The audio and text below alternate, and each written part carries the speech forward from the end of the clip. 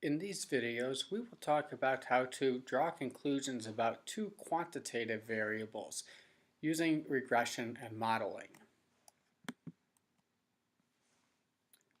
We'll talk about how to describe scatter plots, including the strength, direction, and form of the relationship between two variables, and how to identify unusual observations. We'll explain how the line of best fit is obtained, identify the slope, intercept, and correlation and coefficient of determination for a linear regression model using R, interpret slope, intercept, correlation, and coefficient of determination in the context of a real-life problem, and use simple linear regression to predict the value of a response variable for a given value of the explanatory variable.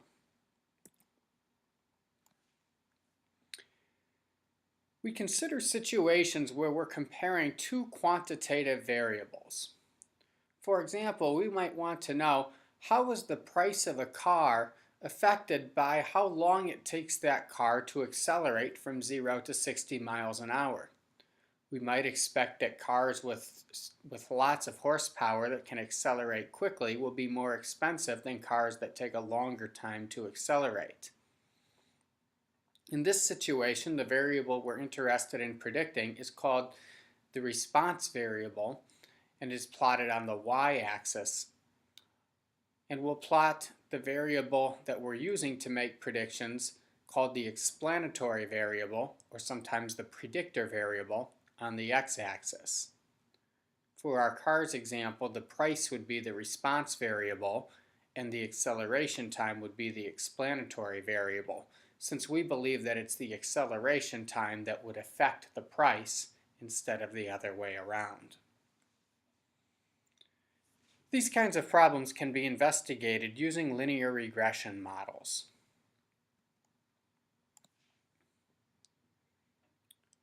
Shown is a scatter plot for the cars data set using a sample of new cars that were released in the year 2015. On the y-axis is the price of the car, and on the x-axis, the amount of time it takes a car to accelerate from 0 to 60. For example, if we look in the upper left-hand corner, we can see a car that accelerates extremely quickly, going from 0 to 60 miles an hour in 4 seconds. If you want to buy that car, you'll have to pay out over $80,000. A more typical car might take about 10 seconds to accelerate from 0 to 60 miles an hour, and we see that it looks like those cars tend to cost a little bit under $20,000. The units on the axis for price are in thousands of dollars. When we study a scatter plot, there are a few things that we should consider. One is the direction. Is there a positive or negative association? In this case, because there's a downward trend in the points, we would say there's a negative association between price and acceleration time. The longer it takes the car to accelerate, the less the car will cost. We should look at the form. Is the data roughly linear, or does it follow some kind of curved pattern?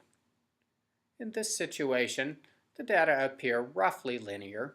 There's no parabolic or oscillating up and down trend in the data. We look for the strength of the relationship. Are the points exactly on a line, or are they completely scattered? It appears there's a fairly strong relationship here, but the points aren't perfectly on a line, and we'll investigate that more in a minute. And finally, we want to find any unusual observations. We noted the car that can accelerate in 4 seconds and costs over $80,000. That car appears to be an outlier. There's another car that can accelerate in just over 4 seconds. That may be an outlier as well, because it accelerates much faster than any of the other cars, although it seems to fit the general trend of the data better than the one in the upper left-hand corner. To help us describe the strength of the relationship, we have a statistic called the correlation coefficient. This is given the symbol a lowercase r. The correlation coefficient r always takes on values between -1 and 1. A value of exactly +1 means that the points lie perfectly on a straight line with an upward slope, as you see in the first graph. As the points become more scattered and move farther away from a line, the value of r moves closer to 0. In the second graph, where r is equal to 0.78, we still observe a clear upward trend, but the points aren't exactly on a line. When r equals 0.26, there's a general upward trend, but much more scatter and not as much sense of direction in the points. For values of r close to 0, such as 0.09, the points are basically scattered with very little trend. When we have a downward slope, the value of r will be negative. We see an r of -0.43, indicating a downward trend with quite a bit of scatter and not a very strong relationship. And a value of r equal -1 indicates that the points fall exactly on a straight line, but that the line is downward sloping.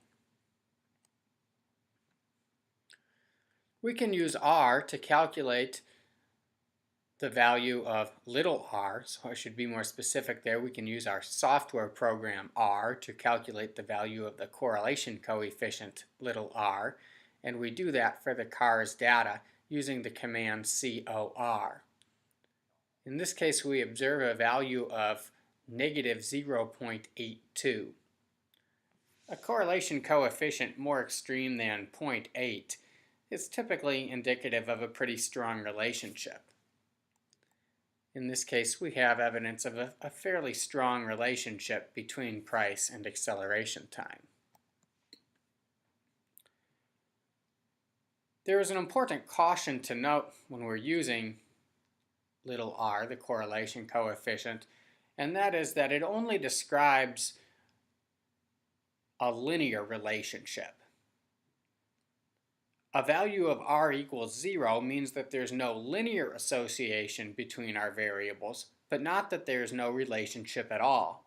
For example, in the plot you see on the screen, there's a clear parabolic relationship between x and y, but if we were to calculate the value of little r, it would come out to be exactly 0. Thus, it's important to state that when we get a small value for r, that means we don't have evidence of a linear relationship, not that there couldn't be any kind of relationship between our variables.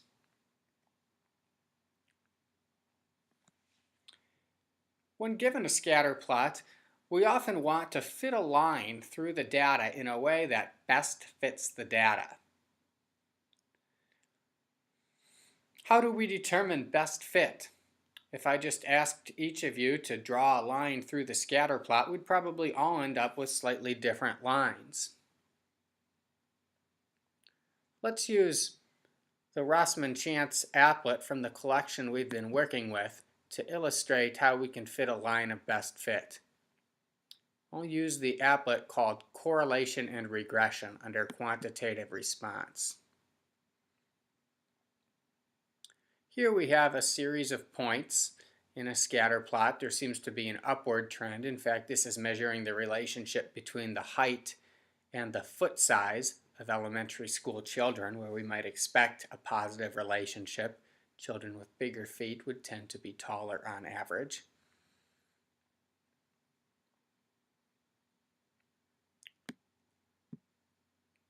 We'll add a line to the data set, and I might swing it and position it to try to best fit the data.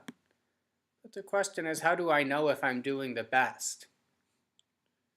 The way we'll measure it is by observing the distance from the line to each of our points. If I click Show Residuals, a residual represents the distance from the point to a line. We see several residuals here, some of them larger and some of them smaller. And then I'm going to look at what happens when I draw a square using each of these residuals. For instance, I'll take this distance where you see the mouse and create a square of that size. And we'll do that for all of our residuals. My goal then will be to move the line around in such a way that makes the total size of these squares as small as possible. On the screen, the quantity SSE gives us the total area of the squares. So if I move the line, I've reduced it from about 250 to 240. Not sure if I can do much better. Let's see if I can change the slope of the line a little bit. I've got it down to about 235. So our goal is to make the total area of these squares as small as possible. Now let's let the computer fit the line. If I click Show Regression Line, the red line is actually the line that best fits the data, that gives the smallest sum of squares. We'll show those residuals, and the total area there comes out to be exactly 235. That's as small as we can get them. So the line of best fit is the line that minimizes the sum of the squared residuals, or the sum of the squared distances from the points to the line. We'll stop there for this first video, and we'll continue to talk about this regression line and how we can interpret and draw conclusions from it in the second regression video.